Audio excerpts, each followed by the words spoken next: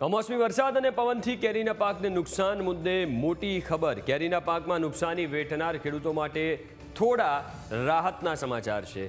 કેરીના પાકમાં નુકસાની અંગે કરાવી રહ્યા છે સર્વે। રાઘવજી પટેલે આ નિવેદન આપ્યું છે। કૃષિ મંત્રીએ સાથે કહ્યું કે નુકસાની અંગેનો સર્વે પૂર્ણ થયા બાદ અહેવાલ આવશે। અહેવાલ બાદ સરકાર આગળની કાર્યવાહી કરશે। કૃષિ મંત્રી રાઘવજી પટેલે આ નિવેદન આપ્યું છે।